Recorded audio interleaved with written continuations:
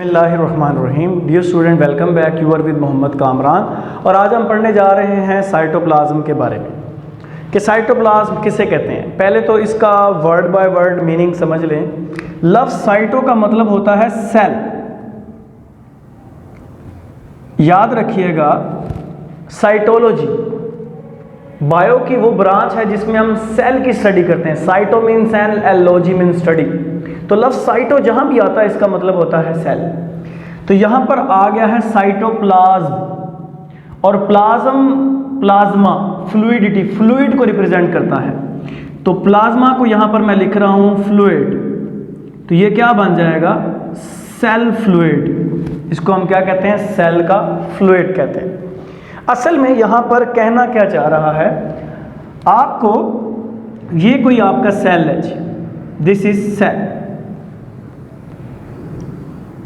और सेल की outermost boundary in the animal is called as cell membrane, या इसे आप क्या कहते हैं? Plasma membrane. दोनों का मतलब सेम है, प्लाज्मा मेम्ब्रेन या सेल मेम्ब्रेन। अब इस सेल मेम्ब्रेन के अंदर क्या होता है? एक लिक्विड मौजूद होता है। लेकिन उससे पहले हम एक और स्ट्रक्चर ड्रा कर लेते हैं। सेल के अंदर न्यूक्लियस मौजूद होता है, न्यूक्लियस, ठीक है जी, न्यूक्लियस। अब सेल का मैंने आपको दो पार्ट बता दिए। एक तो मैंने आपको बता दिया उसकी सेल मेम्ब्रेन, और दूसरा मैंने आपको क्या बता दिया? न्यूक्लियस बता दिया। अब इस सेल मेम्ब्रेन के अंदर भी एक लिक्विड मौजूद होता है, एक्वस सब्सटेंस मौजूद होती है, और इस न्यूक्लियस के अंदर भी वही सब्सटेंस, वाटरी सब्सटेंस मौजूद होती है, पानी पानी। मैं क्या कह रहा हूँ? सेल मेम्ब्रेन के अंदर वाली साइड पे भी वाटरी लिक्विड मौजूद होता है, पानी पानी जैसा, और न्यूक्लियस के अंदर भी मौजूद होता है। देखें, अब ये क्योंकि एक सेल का मटेरियल है, सेल का मटेरियल, इसे हम कहते हैं cytoplasm. Cyto mean cell and plasm represent करता है लिक्विड को।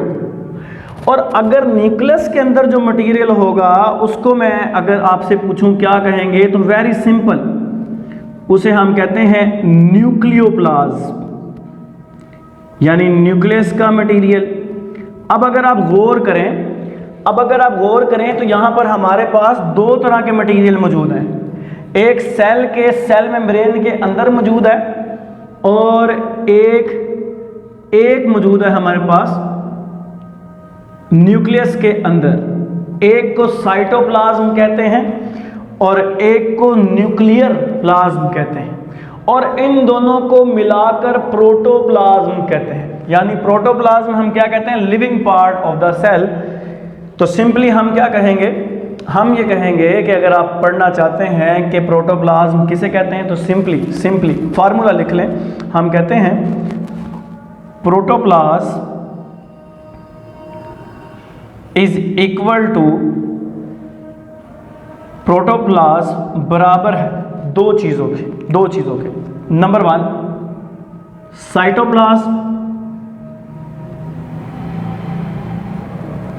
एंड नंबर टू न्यूक्लियोप्लाज्म, ठीक है जी। तो इन्हें मिलाकर हम क्या कहते हैं? इन्हें मिलाकर हम कहते हैं दिस इज द प्रोटोप्लाज्म, यानी simply living part of the cell. इसको लिविंग पार्ट इसलिए कहा जा रहा है, यहाँ पर डिफरेंट तरह के रिएक्शन हो रहे हैं, ऑर्गेनेलिज रह रही हैं, ठीक है। तो living part of the cell. और इसको आपकी बुक क्या कहती है कि साइटोप्लाज्म। अच्छा, प्रोटोप्लाज्म हमें समझ आ गई है। वेरी इंपॉर्टेंट शॉर्ट क्वेश्चन है कि प्रोटोप्लाज्म किसे कहते हैं। तो प्रोटोप्लाज्म क्या है? साइटोप्लाज्म प्लस न्यूक्लियोप्लाज्म, यानी न्यूक्लियोप्लाज्म और साइटोप्लाज्म को जमा कर दो तो प्रोटोप्लाज्म आता है। और इसकी तारीफ एक और आप भी कर सकते हैं, वो क्या है? सेल पूरा, उस सेल में से सेल मेम्ब्रेन को काउंट मत करो, तो रह क्या जाता है? सेल मेम्ब्रेन को काउंट ना करो, इसको काउंट ना करो, तो रह ये गया number 1 and number 2, cytoplasm and the nucleus. उसमें जो चीज होगी वो सारा किसमें आएगा? प्रोटोप्लाज्म के अंदर आएगा, ठीक है जी। अब हम अपने मेन टॉपिक की तरफ आते हैं, जो है साइटोप्लाज्म। और साइटोप्लाज्म क्या है? Aqueous ground substance, aqueous ground substance. अब साइटोप्लाज्म जो कि एक्वस ग्राउंड सब्सटेंस है, एक्वस मीन पानी, ग्राउंड मीन दूसरों को रहने के लिए अपने अंदर जगह दे रही है, सब्सटेंस कहते हैं शय को। ये ग्राउंड है, ज़मीन है दूसरी चीज़ों का, दूसरी ऑर्गेनेलिज का, यानी सारी ऑर्गेनेलिज इसके अंदर रहती हैं। अभी हम डिस्कस करेंगे इस पॉइंट को। लेकिन अगर मैं आपसे पूछूं कि साइटोप्लाज्म के अंदर अगर चीज़ों को डिवाइड करना है तो किन चीज़ों में डिवाइड करेंगे, तो आप कहते हैं दो चीज़ों में, एक लिविंग और दूसरी नॉन लिविंग। यानी साइटोप्लाज्म के अंदर लिविंग चीज़ें भी मौजूद हैं और नॉन लिविंग भी मौजूद है। साइटोप्लाज्म को आप दो हिस्सों में डिवाइड कर सकते हैं, लिविंग में और नॉन लिविंग में। लिविंग में हमारे पास क्या आता है, लिविंग में हमारे पास ये ऑर्गेनेलिज आती है। ऑर्गेनेलिज क्या है, लिविंग है। और नॉन लिविंग में हमारे पास इंक्लूजन्स आते हैं। इंक्लूजन्स मैं आपको समझाता हूँ किसी को कहते हैं, ठीक है। लेकिन अभी के लिए आप जान लें कि नॉन लिविंग में हमारे पास क्या आ रहा है, इंक्लूजन्स। अच्छा, इस सेल के अंदर फॉरेन पार्टिकल्स मौजूद होते हैं। मसलन कोई फूड हो सकता है, ठीक है, फूड किसी थैली में बंद हो सकता है, कोई वेस्ट हो सकता है, वो सारा उसको इंक्लूजन्स कहते हैं, लिपिड्स, प्रोटीन्स वगैरह, ठीक है जी। तो यहाँ तक हमें बात समझ आ गई। अच्छा, ये जो साइटोप्लाज्म का सोलुबल पार्ट होता है, हल होने वाला हिस्सा, उसे आप साइटोसोल कहते हैं, यानी soluble part of the cell. किसी भी सेल के साइटोप्लाज्म में वाटर होता है, नंबर 1। नंबर 2, उसके अंदर मॉलिक्यूल्स होते हैं और ये मॉलिक्यूल्स आम तौर पे वाटर के अंदर मिक्स मिलते हैं, इसलिए आप उसको क्या कहते हैं, soluble part of the cell, cytosol. अगर मैं आपको समझाना चाहूँ कि सेल के अंदर चीज़ें कैसे रह रही हैं, तो सेल के अंदर चीज़ें कैसे रह रही हैं, आए देखते हैं, आए ज़रा देखते हैं। तो गौर कीजिएगा, काइंडली गौर कीजिएगा। हम देखते हैं कि सेल के अंदर चीज़ें कैसे रह रही हैं, तो तवज्जो कीजिएगा।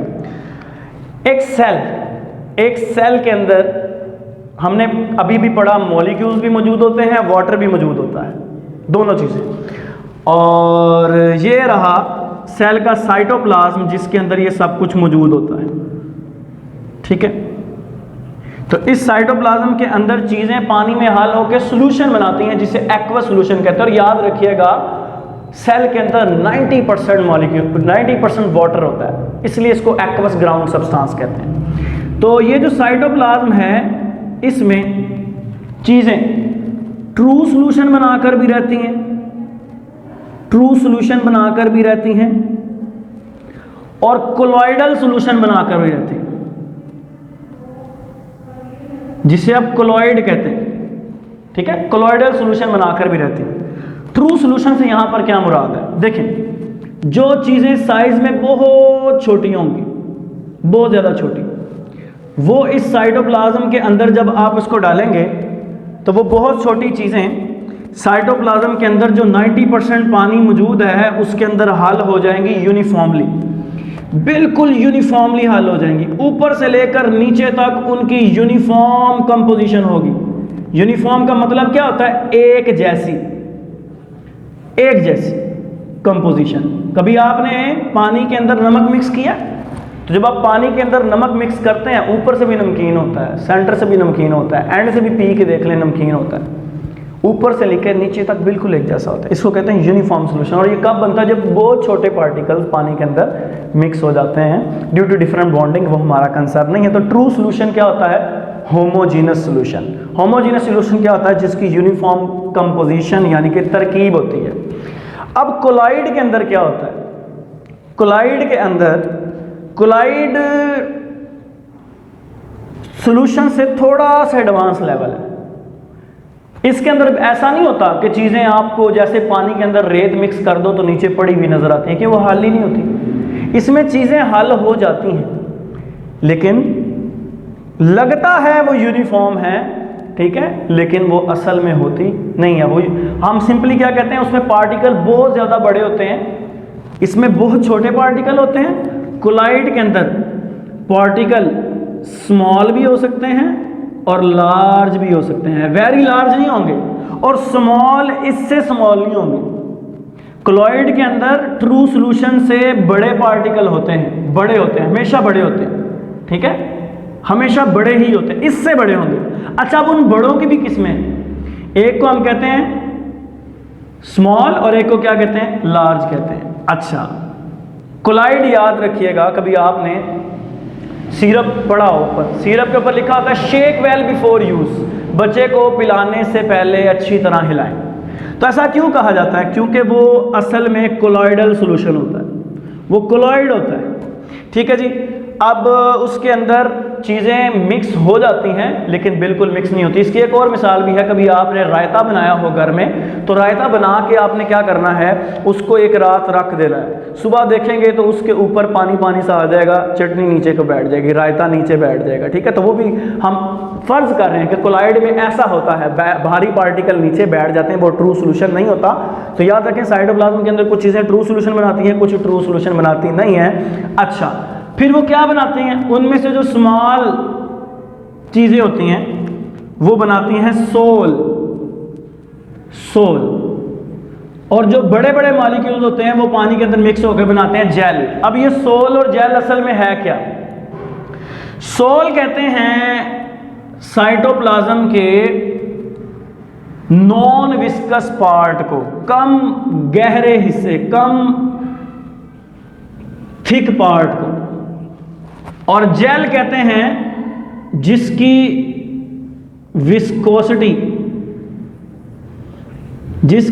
विस्कोसिटी बहुत ज्यादा हो, ठीक है। विस्कस पार्ट को कहते हैं, किसको कहते हैं? विस्कस पार्ट को क्या कहते हैं? जेल कहते हैं। और आमतौर पे देखने में ये आया है कि जो सेल का पेरिफेरल हिस्सा होता है, सेंटर से दूर वाला हिस्सा, यहां पर लगा लें, ये जो मैं ब्लैक कलर से शो कर रहा हूं, ये पार्ट, दिस वन, ये जो साइडों पर मौजूद होता है, ये थिक और गाढ़ा होता है, इसको आप क्या कहते हैं? जेल। और ये जो अंदर पे होता है थोड़ा क्लियर सा होता है, इसको आप क्या कहते हैं? सोल कहते हैं। सोल और जेल का मतलब आपको समझ आ गया होगा, ठीक है जी। तो यहां तक हमें यह बात समझ आ चुकी है। अब हम देखेंगे कि साइटोप्लाज्म का फंक्शन है क्या, ठीक है जी। साइटोप्लाज्म का फंक्शन क्या है, तो फंक्शन पर चलते हैं साइटोप्लाज्म के। तो इतना हमें पता लग गया है कि साइटोप्लाज्म क्या है? स्टोरेज हाउस है। पहला फंक्शन क्या है इसका? फंक्शन मैं लिख देता हूं ऊपर कि अब हम फंक्शन पढ़ने लगे हैं। तो फंक्शन में पहली बात याद रखिएगा, ये स्टोर हाउस है। आपके सेल का स्टोर हाउस कौन है?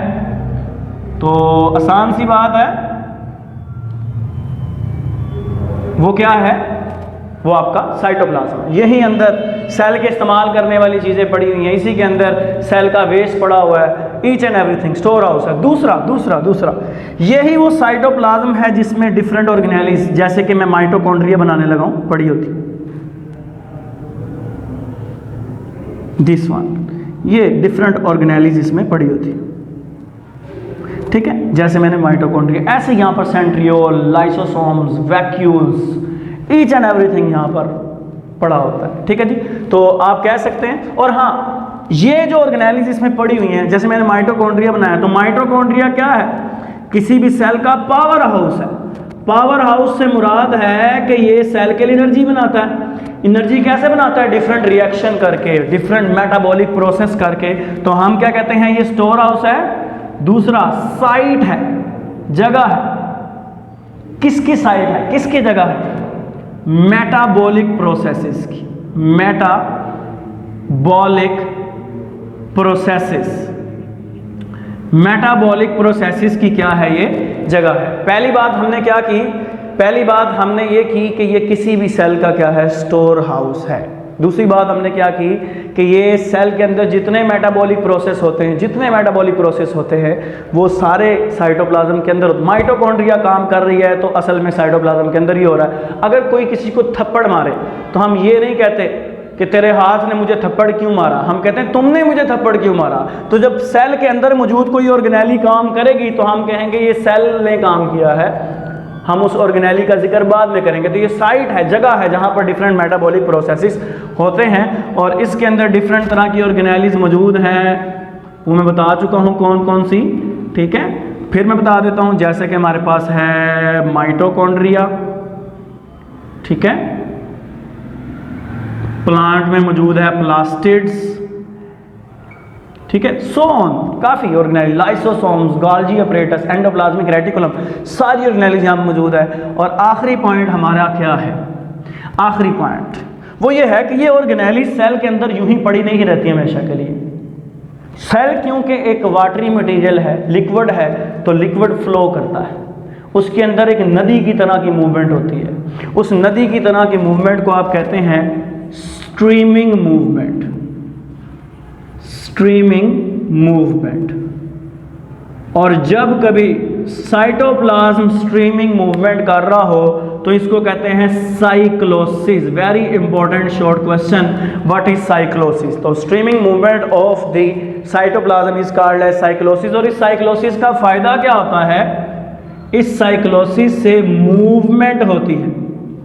किसकी मूवमेंट होती है? Of organelles. ऑर्गेनेलिस इस की वजह से पूरे सेल के अंदर क्या कर रही होती हैं? मूव कर रही होती हैं। तो ये तो हमारा साइटोप्लाज्म, होपफुली आपको ये समझ आया होगा।